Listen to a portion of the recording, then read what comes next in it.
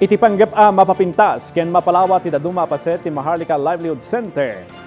Nang runa iti labi na iyakar dagiti masekna na negosyante iti 6th floor ken rooftop.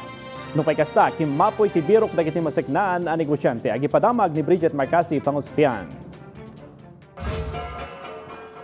Iti 23 years ni Manang Judith nga aglaklako iti lobby ti Maharlika Livelihood Center, mangrugin nga agdwa-dwa no ituloy na pay wenno pumanaw laengen kalpasan a naiyakar ti pwesto da iti 6th floor nang runa no saan da makasubot iti abang ken puunan uray pay addan dagiti sigud a suki da gapu iti kinaadayo ken kinailet ti baro a pwesto dagitoy.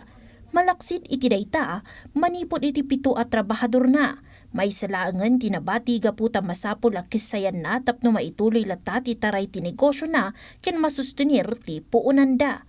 Saan na ang mailimod ti sakit tinakem na, uray pay adda ti naipatungpal a konsultasyon kada kwada. Bawat mga kasamahan namin pag nagsasadya sila, pinai-stack nila. Kung baka ganun, na ibig sabihin, wag mo na ituloy yung ano pang sasabihin. No pay apektado matlaang ti basit a negosyo ni Manang Marites.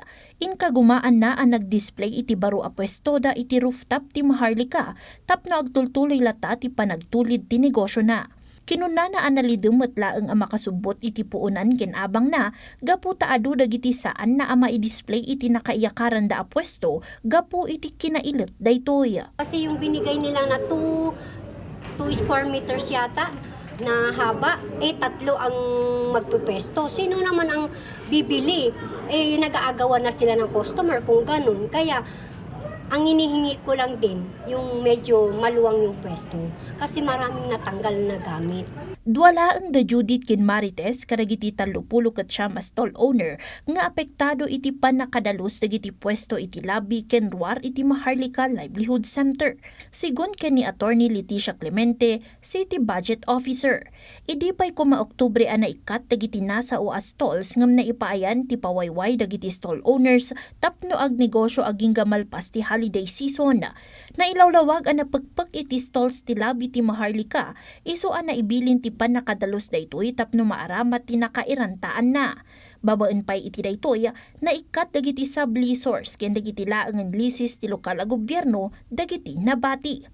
Kung tignan mo yung original na design of the Maharlika, wala talaga yung mga yun. Because there was also a report from the Baguio Fire Department. May nag-conduct sila noon ng joint inspection. Yung mga nagko-constrict na yung mga hallways, mga ganyan. So, na obstruction na itong itong mga stalls na to. So, they really have to be moved. Naipanamnama nga awan iti maikat a pwesto, ngem kitdi temporaryo a maiyakar dalaeng tapno mapasaya at ikasasaad ti Maharlika Livelihood Center. Ang importante dyan is tatanggalin natin yung subleasing dyan at aayusin natin yung building na yan, infrastructure na yan. Bridget Marcasi Pangosfian para iti Pambansang TV. Iti Baro, a Pilipinas.